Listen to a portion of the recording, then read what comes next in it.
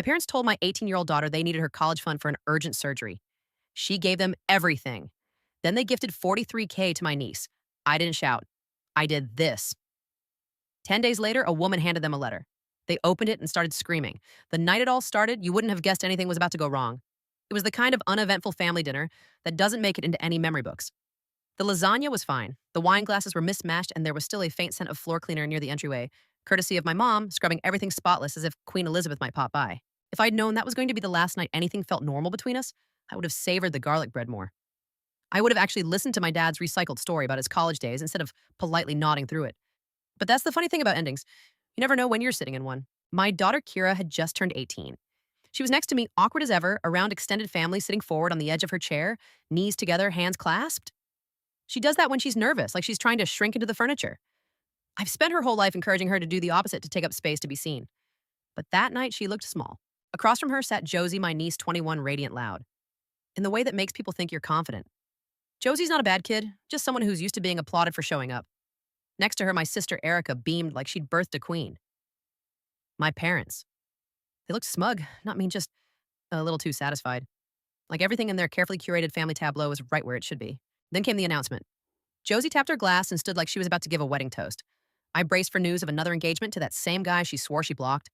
But instead, she smiled and said, I made an offer on a house. A beat of polite silence, then applause. My sister burst into tears. My mom gasped and touched her heart like she'd just witnessed a miracle. Josie beamed. I wouldn't have been able to do it without Grandma and Grandpa, she said teary-eyed. They gave me so much. I still can't believe it. Even then, I clapped. I smiled. I tried to feel warm and proud. Kira didn't. She sat still, her fork untouched beside a half-eaten salad. Josie pressed on, glowing. I wasn't going to say the amount, but I just have to. I'm so grateful. She paused for effect, then said, It was $43,000. Gasps. Cheers. My dad made a crack about inflation. Erica leapt across the table to hug both our parents. I said something like, wow, that's incredible, because honestly, what else do you say in a moment like that? It was generous, yes. Surprising a little. But we'd all been tight-lipped about finances lately. Maybe they were just feeling sentimental. I didn't feel excluded.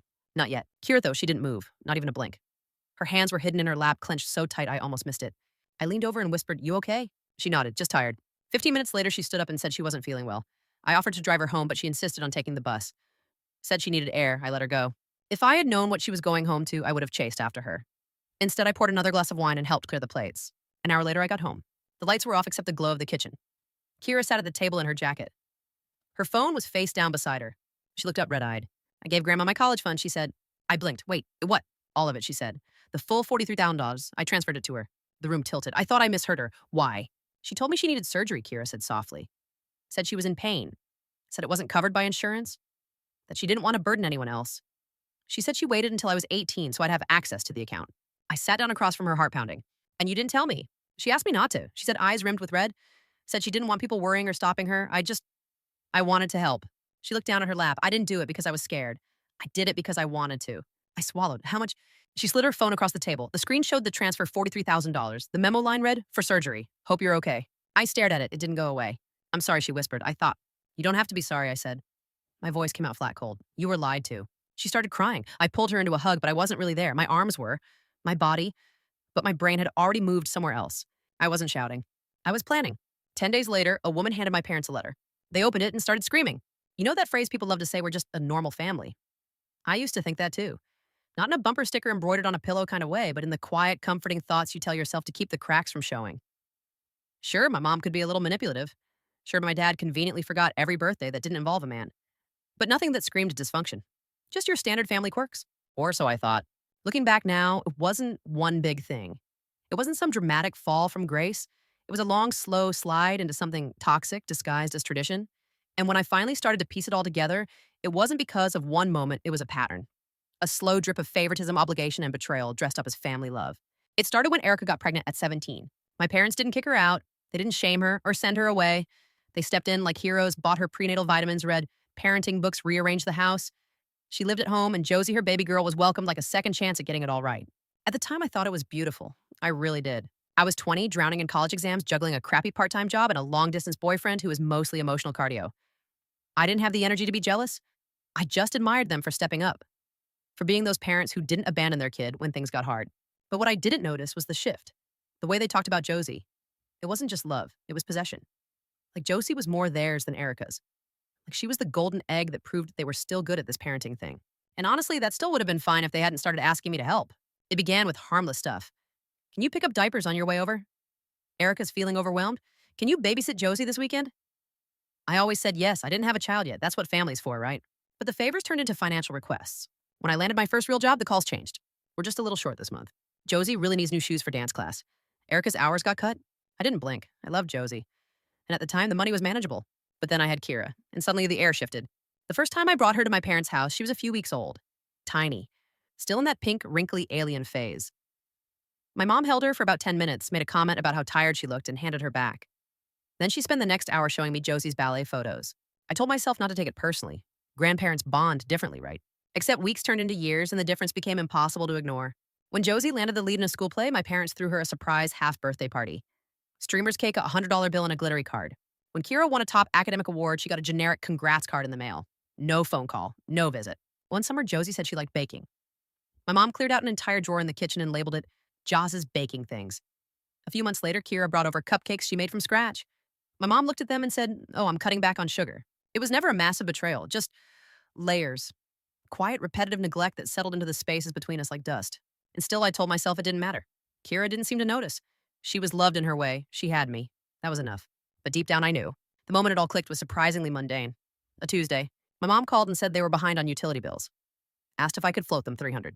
I wired the money without blinking.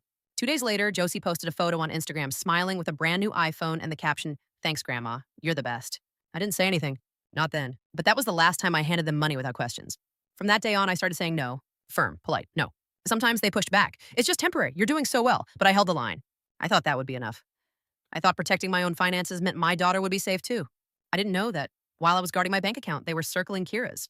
And the part that keeps me up at night, I thought I taught her better. I thought I raised her to see red flags, to spot bad boyfriends, online scams, creepy recruiters promising free iPads. I never thought I'd need to warn her about her own grandmother. They didn't just lie to her.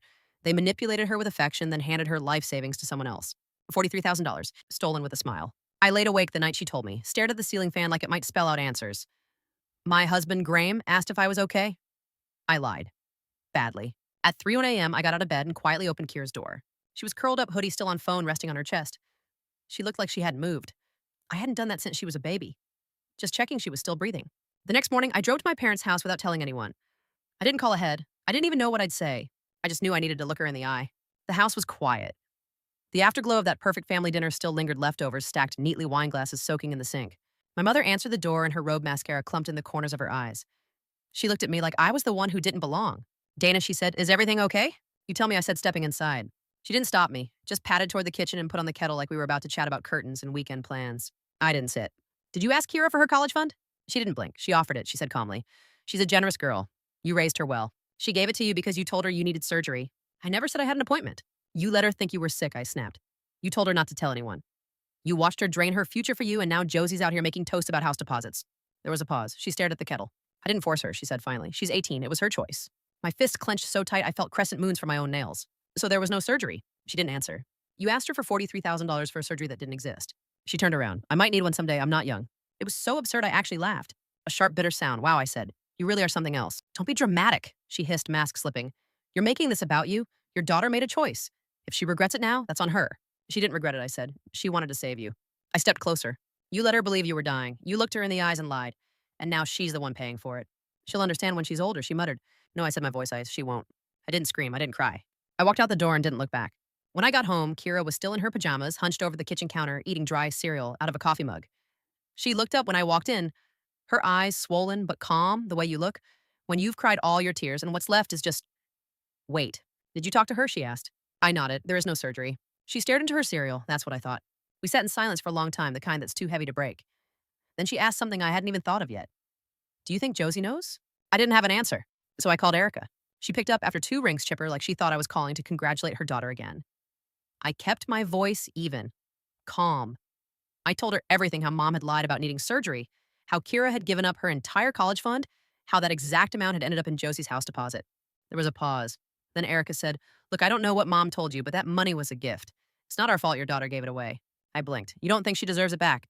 "Why would we give it back? Mom gave it to Josie. End of story. Even if she got it by lying." Erica's voice snapped like a rubber band. "I don't control my mother, and neither do you." Then she hung up. I sat at the table, phone still in my hand, rage bubbling in my chest like acid. Later that night, Kira sent Josie a message.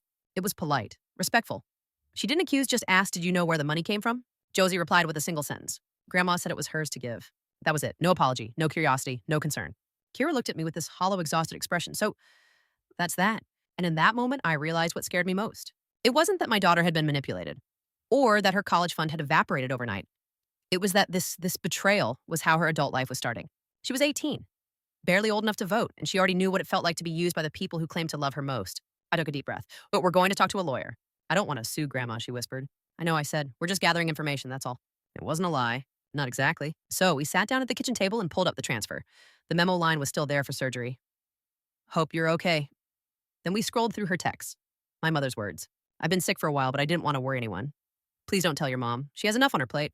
When we finally met with the lawyer, she was calm, kind. But when she saw the text and bank transfer, her voice tightened. This isn't just a family misunderstanding, she said. This is fraud. Kira didn't say much during the meeting, just nodded, took notes. Her hands didn't stop shaking until we got back in the car. That night, she told me I want to talk to her first. I want to look her in the eyes, give her one last chance. I didn't try to stop her. She went alone. When she came back, she didn't cry, she didn't scream. She just said, she acted like I was the problem, like I was being selfish, like I was the spoiled one. Then she sat down, pulled out her phone, and said, okay, let's do it. So we did. The paperwork was filed, the complaint submitted. Our lawyer handled the next steps. About a week later, during a quiet call in the middle of a rainy Wednesday afternoon, she said almost casually, by the way, they've been served. I blinked. Already. She said, in person, right in their driveway. Later that evening, I found out exactly how that went down. My mother opened the envelope on the spot, started screaming, said I was a predator, a traitor, a brainwashed puppet of youth. That was new. Our lawyer laughed when she told me. I've been called worse, she said. I didn't laugh, but I smiled. Because it was real now. It was official. They knew what was coming. And this time, there was no pretending, no soft landing, no let's talk this through over lasagna. I didn't expect what came next, though. The phone calls didn't come to us. They went out like smoke. To our extended family, our friends, even our neighbors. Suddenly, everyone was hearing that Kira, my sweet, generous daughter, was an ungrateful brat who'd gifted her poor old grandma a little spending money and then turned around and sued her for attention. One of my aunts messaged me. I hope this isn't true. Your mom said Kira is trying to take money from a poor old woman just so she can have more beer money at college. Please tell me this isn't real. Kira saw it, read it slowly. Then she said in a quiet voice that made my heart hurt. Beer money, that's what they think this was. I wanted to scream, punch walls, set fire to the narrative they were trying to build, but I didn't. We just got quiet, focused. I sent the truth to anyone who had the decency to ask screenshots of the bank transfer, the memo, the texts. No commentary, no ranting, just the facts. Some people stopped replying. One or two quietly switched sides. But most, they just disappeared. Because that's what people do when you ask them to choose between lies and confrontation. They run. 4 days before the court hearing, my mother showed up at our front door. Graham opened it and looked over his shoulder. It's her, he said, voice flat. I stepped into the doorway. She was standing there in a soft gray cardigan purse, clutched like a Bible. Her face was pained, like she was auditioning for the role of hurt mother in a bad courtroom drama. We don't have to do this, she said, skipping the greeting. We can sit, talk. You're my daughter. I know things got messy, but suing your own parents, Dana, this isn't you. I said nothing. You need to think about what this will do to Kira. She doesn't want this. She's just a child. She got confused, and now it's gone too far. You could still stop it. We could move past this. Still, I said nothing. Then the warmth drained from her voice like someone pulled a plug. She snapped, we gave you everything, and this is how you repay us. There it was. That was the version of her I knew. I didn't yell, I didn't cry. I just said you didn't give her anything. You took everything. She flinched, then muttered something about betrayal and shame, and walked off trembling like she was the victim in all this. Graham closed the door behind her, exhaled like he'd been holding his breath for a year. And just like that, it was court day. We arrived early. Kira was quiet but composed. She wore a dark blazer she borrowed from a friend and clutched her bag like it held her entire life. Her hands shook a little, but she didn't try to hide it. She looked like someone bracing for an earthquake ready, but still afraid of what might crumble. I didn't say much, just sat beside her in the stiff waiting room chairs. At one point, my hand brushed against hers. She grabbed it like it was the only solid thing in the room. When my parents walked in, I barely recognized them. Not because they looked different. If anything, they looked too familiar, too rehearsed. My mom wore pearls. Her makeup was subtle but intentional. My dad stood tall, his chin high, like he was marching into church, not a courtroom. Their lawyer was some gray-haired man with a dazzling tie and a face that said, I eat cases like this for breakfast. For a brief second, I felt panic. What if they win? Their version of the story was tight, emotional. Just twisted enough to sound real if you didn't know better. She offered to help, my mother said on the stand, voice quivering in all the right places. I didn't ask. She's just always been so kind. I even told her not to, but she insisted. My dad nodded solemnly. She's young, got confused. And then her mother got involved. Their lawyer painted it as a classic family misunderstanding. A sweet girl trying to do good. A loving grandmother misunderstood. A mother me overreacting and turning a personal issue into a legal war. Then they pulled out the Instagram photo. A smiling Kira at a birthday dinner with friends holding a mocktail. They tried to use it to paint her as a carefree party girl. She doesn't seem financially desperate, the lawyer said with a smug smile. I almost jumped out of my seat, but the judge shut it down quickly. Let's stick to the facts, counsel, he said, sharp as a knife. Then it was Kira's turn. She walked slowly to the stand, shoulders squared. My heart cracked open just watching her, but she didn't waver. She held up her phone. Read the memo line on the bank transfer for surgery. Hope you're okay. Then she read my mom's text aloud. I've been sick for a while, but I didn't want to worry anyone. Please don't tell your mom. It's not covered by insurance. Her voice trembled, but it didn't break. She told me she was in pain, Kira said. She said she didn't want anyone to know, that she didn't want to be a burden. She asked me to keep it quiet. Then the judge turned to my mother. Was there a surgery scheduled? My mom paused. Not scheduled, she said. But it might be necessary. I've had symptoms. Have you seen a doctor? I don't remember the name, but yes. Was there a diagnosis? I didn't want to worry the family. The judge's face didn't move. And you accepted $43,000 from your granddaughter without telling her mother. My mother looked down. I didn't think she'd want me to refuse. I'm her grandmother. And did you use any of that money for medical purposes? Silence. Did you or did you not use the funds to gift a $43,000 deposit to your other granddaughter? My mom opened her mouth, closed it, then finally muttered, "I was a coincidence." The judge stared at her for what felt like forever. Then he turned and looked at us. This court finds in favor of the plaintiff, Kira Whitmore. The defendants are ordered to repay the full $43,000 plus legal costs. This court concludes that the funds were transferred under false pretenses with deliberate misrepresentation. My mom gasped, loud, theatrical, like someone had stabbed her in the chest. My dad dropped his head into his hands. And Kira, she didn't smile, she didn't cry. She just sat there, still, like she was afraid it would all vanish if she moved. Outside the courtroom, I overheard my mom whispering to Josie in the hallway. We'll fix this. Just give it back to us for now. We'll pay you back once we sell the car. Josie looked at her and said clear as day, "You told me it was yours. You lied to me too. That's your problem now." Then she walked away. Erica refused to help. Said something about having her own mortgage and not wanting to be dragged into this circus. And then the dominoes started falling. My parents' house went up for sale. 2 months later, they were living in a 1-bedroom rental with peeling paint, no dishwasher, and a front lawn that looked like it had given up hope. I didn't go see it. I didn't need to. Because justice doesn't always show up with sirens or headlines. Sometimes it arrives in waves, legal fees, quiet dinners, scanned documents, and finally, silence. Fast forward a year and a half. Kira's in her second year of college now studying psychology. She says she wants to understand people better, what makes them lie, manipulate, betray. She's doing well, still kind, still generous. But now she double checks before giving anything away. We're still no contact with my parents, with Erica, with Josie. And you know what? Life is quieter now, calmer, cleaner. We sleep better. What happened broke something in all of us, but it also built something new, something stronger, clearer. And if you're still watching, I have to ask you, did we go too far or just far enough? Let me know in the comments. And if you want more stories like this, hit that subscribe button and ring the bell. Let's rewind a bit because I know how these stories sound once they're told from start to finish. Like a straight line. Like everything makes sense in hindsight. But living it, it felt like stumbling through a fog with no idea where the cliff edges were. After the court ruling, we didn't celebrate. Not really. There was no champagne, no we one moment. Kira and I walked out of that courthouse with a judgment in our hands and a weird heaviness in our hearts. Like we had just won something we never wanted to fight for in the first place. She looked at me while we were waiting at a crosswalk and said, "Do you think this changes anything?" I asked her what she meant. She shrugged. They know what they did, but do you think they care? I didn't have an answer. Because honestly, I didn't know if they did. Some people don't learn. They just rewrite the story to make themselves the victim. And my parents, they were authors of their own reality. The weeks after the verdict were quiet in the worst way. There were no calls, no texts, no attempts to apologize or explain. But we did hear things through extended family mutual friends, even our old neighbor, who still mowed his lawn with headphones on like clockwork. My mother was playing the sympathy card hard. She told anyone who would listen that she was devastated that her daughter and granddaughter had turned on her for money, that the lawsuit was fabricated by me to steal back control of Kira's life. According to her, Kira was a fragile girl, easily manipulated, and I was some puppeteer behind the curtain pulling her strings. It would have been funny if it hadn't been so cruel. But the worst part? Some people believed her. Not because they had evidence or reason, but because my mother told her story with poised tears and decades of credibility built on being the sweet one. The church volunteer, the community grandma, the lady who brought cookies to the school bake sale, even after her kids had long graduated. To the outside world, she was harmless. That's what made her so dangerous. And meanwhile, Kira, who had done the right thing, who had given out of love, who had trusted her own family, was quietly watching her name be dragged through mud. One day, she opened her laptop to check her financial aid status and just stopped mid-click. I looked over and saw her face still pale, blinking hard. "What is it?" I asked. She turned the screen toward me, a Facebook post, shared by an old family friend, full of sugary condolences. My heart breaks for families being torn apart by greed, praying for those who are hurting because their own children have forgotten what love and sacrifice really mean. The comments underneath were worse. Kids these days have no respect. I'd never sue my parents no matter what they did. This generation is lost. Kira didn't say anything, just quietly closed the tab and went back to her homework. But I saw her. She wasn't just angry anymore. She was disappointed. The kind of disappointment that runs deeper than rage, the kind that reshapes you. That night we talked, really talked, about everything. About what it meant to be betrayed, not by strangers, but by the people you're told to trust without question. About how growing up means facing the fact that some people will never say sorry because admitting fault threatens the entire fantasy they've built about who they are. We also talked about what comes next. Because as weird as it sounds, winning a case doesn't bring closure. It just stops the bleeding. You still have to heal the wound yourself. We made a list practical stuff, the repayment schedule, legal follow-ups, tuition deadlines, apartment rent, textbooks. It felt mechanical, but it helped. Because in the middle of that storm, taking back control, however small, felt like building something solid again. I won't lie, there were hard days. Days when Kira would get a call from an unknown number and freeze.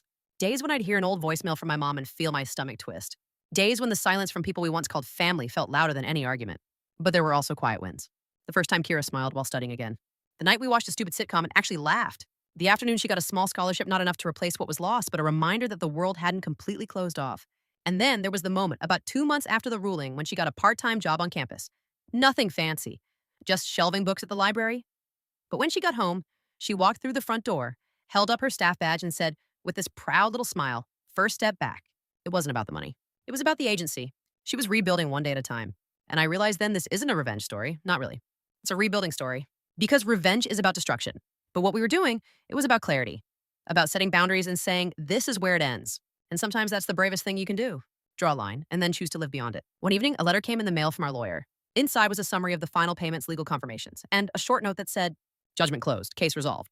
I put the letter in a drawer, didn't even tell Kira right away, because it wasn't the end. Not really. It was just the end of the part where we had to fight. Now we were free to move forward. You know how sometimes it's not the big things that break you, but the small ones that keep piling up? It wasn't the lawsuit that wore us down. It wasn't even the betrayal. It was the way life tried to pretend like nothing had changed. Emails still came in. Bills still needed paying. Kira still had assignments to finish. Groceries had to be bought. And in all that routine and all that normalcy, there was a kind of emotional dissonance. Because how do you live? Like everything's fine when nothing is. I remember one morning, Kira and I were having breakfast, just cereal and toast. She looked up from her bowl and said totally flat, I had a dream last night that Grandma apologized. I looked at her. What did she say? She just kept saying, I didn't know you'd take it so personally. We both sat there in silence, because that was probably the most accurate dream she could have had. There were no real apologies coming, not from people like that. The kind who think betrayal is only wrong if you get caught. The kind who think being family means they're always owed forgiveness no matter what they've done. And honestly, that mindset is poison. See, what most people don't talk about when they say but they're family is that abuse doesn't become okay just because it's wearing a familiar face. Toxic is still toxic even if it's served with homemade lasagna and Sunday hugs. That realization hit Kira harder than it hit me. I'd had years to see the cracks, years to dull the edges of my own disappointment. But she was walking face first into it at 18, freshly betrayed, newly disillusioned. And the part that crushed me, this betrayal had come before life had a chance to teach her how beautiful people can also be. She got the bitterness first, the caution, the walls. And I hated that. But even in the middle of that, she kept moving forward. She went back to school with her head held high, registered for classes, picked up extra shifts, started tutoring high school kids for a little side income, and slowly she started to carve out a space in her life where trust could grow again, carefully, cautiously, but it was something. One night we were watching a movie, and out of nowhere, she said, I don't think I'll ever be able to trust someone without wondering what they want from me. I didn't know what to say. So I didn't offer some neat, comforting answer. I just said, that's okay. Trust doesn't mean never being afraid. It just means learning how to watch without turning cold. She nodded, I'm trying. And she really was. But that didn't mean the fallout was over. Because while we were picking up the pieces quietly, my parents were busy telling their version of the story to anyone who'd listen. They'd show up at community events with sad eyes and carefully vague phrases like, you know how families can fall apart over money? Or kids these days don't understand sacrifice. They never mentioned the full story, never explained the part where they lied to an 18-year-old about a fake surgery, or how they redirected her life savings to their golden granddaughter and called it a misunderstanding. It was always framed in terms of generational hurt, of spoiled youth, of ungrateful children who had no respect for their elders. And people, some of them believed it, because it's easier to believe a sanitized lie than a messy truth. We lost friends, or people we thought were friends. At first I was angry, but then I realized maybe it was a gift, because there's something clarifying about being pushed out of a space you no longer belong in. It frees you up to build one that actually fits. And that's what we started doing. Slowly, painfully, but deliberately, we built a new version of family. One with boundaries, one with honesty, one where love wasn't a bargaining chip. Graham, my husband, he was my rock through all of it, even when I didn't ask him to be. He never said I told you so. Never rolled his eyes at the drama, just quietly stood beside us making dinner when I was too tired picking up groceries, reminding Kira that no matter what the headlines said, she was a damn good person. That kind of love, the quiet kind, it's what kept us sane. About 6 months after the verdict, we ran into Josie at a bookstore. Kira and I were just walking past the psychology section when she turned, and there Josie was wearing sunglasses, indoors, hair done, phone in hand. We locked eyes. She froze. Kira didn't say a word. She just looked at her. And Josie, she turned around and walked out. Didn't say hi, didn't make a scene. She just vanished. And that moment, oddly enough, was when Kira finally let out the breath she'd been holding for months. That was it, she said. That was the last piece. I don't need anything else from them. And she didn't. Because closure doesn't always come wrapped in apologies or clean endings. Sometimes it's just seeing the truth clearly enough that you don't need it to change anymore. Sometimes closure is silence and realizing you're finally okay with that. Kira kept that quiet strength with her even when people tested it, because they did. People always test you when you stop playing the role they're used to, especially when that role is the quiet one, the helper, the one who never causes trouble. That summer, one of Erica's friends messaged Kira on Instagram, someone we hadn't heard from since the court case. The message started off light. Hey girl, hope you're doing well. I heard you're studying psych, so cool. But then came the turn. I know there was a lot of drama with your grandma, and I'm not trying to take sides, but maybe she was just trying her best. You know how older people are. They don't always communicate well, but suing your own family? That's really harsh. Maybe it's time to let it go. Kira didn't reply. She handed me the phone instead. Do I owe her an answer, she asked? I looked at the screen and said, absolutely not. Because here's the truth people don't want to hear. You don't owe anyone a chance to invalidate your healing. You don't owe people explanations for protecting yourself, especially when they weren't there, especially when they show up months later and ask you to be the bigger person without ever asking how small you had to make yourself just to survive. Kira blocked the message, didn't even flinch. And I was proud of her in a way I can't fully describe. It wasn't just about the boundary. It was about the self-worth it took to draw it without guilt. Because guilt is the tool manipulators rely on the most. More than money, more than lies. It's guilt that lets them sneak past your defenses draped in the disguise of, but I'm your family. But Kira had learned, and I had too. One afternoon, a box showed up on our doorstep. No note, no return address. Inside was a stack of childhood photos, old holiday cards, and a few of Kira's old toys from my parents' house. At the bottom, there was a folded note. It said in my mother's perfect cursive, I hope someday you both realize how much we loved you. We're not perfect, but family should never come to this. That line, we're not perfect, is the classic cop-out. The we're all human line that people use to excuse the inexcusable. I folded the note and placed it back in the box. Kira looked at me. Do you want to keep any of this, I asked. She shook her head. Not really. We donated the toys. We shredded the cards. We kept the photos because some memories are still ours, even if the people in them don't deserve to be. And then we moved on. See, that's the part no one prepares you for what to do after justice. Because justice doesn't feel like a movie ending. There's no music swell, no cathartic scene of forgiveness or final confrontation. Justice in real life feels more like sweeping up glass after a storm. It's quiet, tedious, often lonely. But it's necessary. And in that quiet, you get to rebuild. We started making new traditions. Kira's 19th birthday was the first one we celebrated without a single text from my parents or Erica. Not even a fake performative happy birthday post. Just silent. And it was the best birthday she'd ever had. We made her favorite breakfast chocolate chip pancakes with strawberries. Her friends came over and covered our living room with balloons and fairy lights. Graham baked a cake from scratch, and we stayed up late watching horror movies with the sound way too loud. At one point, she looked around and whispered, "This is what it's supposed to feel like, right?" I nodded. Yeah, this is what it's supposed to feel like. Not extravagant, not performative. Just safe, real, loving. We also talked more openly about money, about boundaries, about manipulation disguised as generosity. Because one of the hardest lessons Kira learned, and one most adults still struggle with, is that not all kindness is pure. Sometimes people give with strings attached, with expectations, with unspoken contracts that say, I'm giving you this now, but you'll owe me later. And if you don't pay that invisible debt, you're the villain in their story. That's what happened with my parents. They didn't just want Kira to give them money, they wanted her to give them silence, loyalty, and obedience in return. And when she didn't, they rewrote the narrative. Suddenly she was the ungrateful one, the selfish one, the dramatic teenager who ruined the family's reputation. Never mind the truth, because in their version of reality, the lie was easier to live with. But not us. We chose something different. We chose truth. And yes, it cost us. It cost us connections, comfort, the illusion of being part of a close-knit family. But in return, we got something far more valuable piece. We stopped waiting for an apology that would never come. Stopped trying to prove ourselves to people committed to misunderstanding us. Stopped explaining. Started living. And I wish I could say that's where it ended. But there was still one more chapter coming. One last twist we didn't see coming. It happened during Kira's winter break, quiet cold days when campus was empty and life had slowed down just enough for the past to start whispering again. We were packing up the holiday decorations when Graham came in holding a letter. No return address, he said, just our names, handwritten. That was already a red flag. Kira looked at it, then at me. Want me to open it, I asked. She nodded. I peeled it open carefully like it might explode. Inside was a single sheet of paper and a check. The note said, we're trying to make this right. This is all we can do right now. Maybe in time you'll remember the good and not just the mistake. Mom and Dad. The check was for $5,000. I stared at it. Kira looked over my shoulder. She snorted. That's it after everything. It's probably hush money, I said. Or guilt money, she added. I slid the check back into the envelope. What do you want to do? She didn't even hesitate. Send it back. Not cash it and use it for books tuition. She shook her head. It's not about the money anymore. And she was right. It had stopped being about the money a long time ago.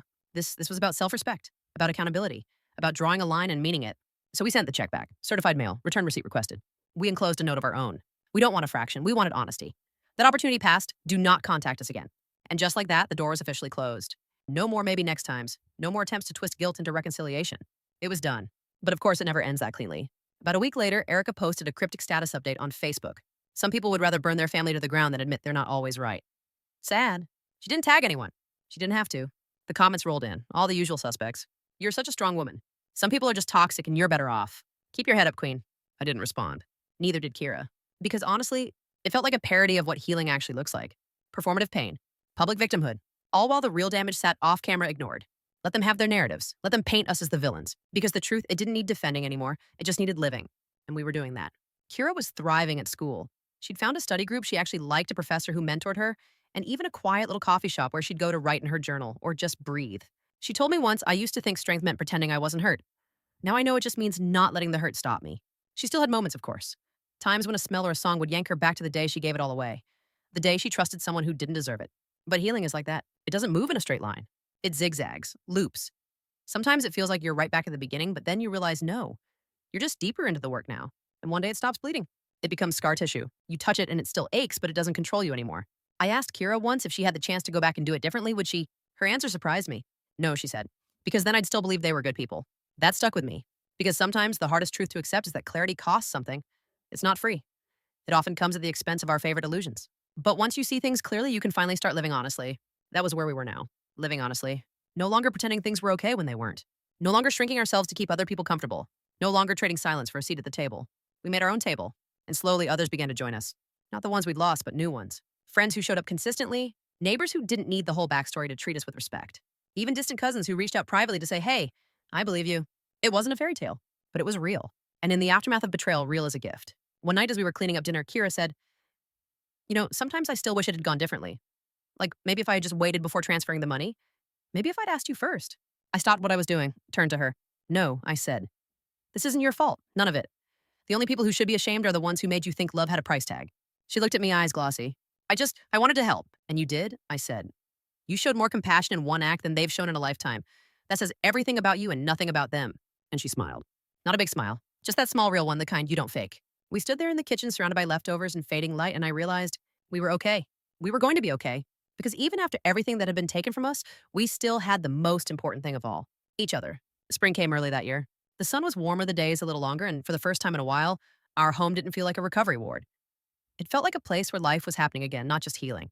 Kira was deep into her coursework, cognitive psychology, behavioral development, ethics, and counseling. Every now and then, she'd stop in the middle of reading and say something like, manipulation works best when there's an emotional hook first, or narcissists often reframe control as love. And I'd nod, letting her process it out loud. It wasn't just homework, it was reflection. She was beginning to understand academically and emotionally what had been done to her. And maybe that was the final step in reclaiming power, turning pain into understanding. She even wrote a paper, nothing dramatic, just a class assignment titled Trust and the Psychology of Financial Betrayal. Her professor returned it with a note that said, "This is sharp. Feels like it came from real experience." Kira smiled at that, a real deep smile. One night in April, she came into the kitchen while I was chopping onions and asked, would you ever tell this story, like publicly share it? I looked up. You mean like online? Maybe. I just feel like there are other people out there who've gone through something like this and don't talk about it because it feels shameful or because everyone tells them to just get over it. I nodded. Yeah, I'd tell it if it helped someone else. She leaned on the counter watching me. You think people would get it? I thought about that. Some would. Some would twist it into something else, but the right people. Yeah, they'd get it. We didn't post anything then, but the seed was planted. We talked more openly about the experience, not just with each other, but with the people we trusted. Slowly, cautiously, the story found its voice. And every time Kira shared even a small part of it with a friend, a professor, a classmate, she grew a little more grounded, a little more free. She said once, it doesn't hurt to say it out loud anymore. That's when I knew we'd truly crossed over. But just as we were settling into that piece, the phone rang one Sunday afternoon. It was a number I didn't recognize. Normally, I let those go to voicemail, but something in my chest said, pick it up. So I did. It was Josie. Her voice was thin, like she hadn't slept. I walked into the other room and closed the door. She said, I'm not calling to fight. Okay, I said. She took a breath. I just wanted to say, I didn't know. Not all of it. Not the surgery lie. I thought it was a gift. Grandma said it was leftover money from some old insurance plan. I didn't ask questions. I just accepted it. Silence hung there for a second. I believe you, I said. I don't expect you to forgive me, she added quickly. I know it doesn't change anything. But I needed to say it. I didn't know. Part of me wanted to snap. Wanted to say, you should have known. You were 21, not a child. You could have asked where $43,000 came from. But the other part of me, the one that had spent the last year learning how to let go, just breathed. Thank you for calling, I said. I hope you make good choices with what comes next. She sniffed like she was crying. I'm sorry, Aunt Dana. Really. And then she hung up.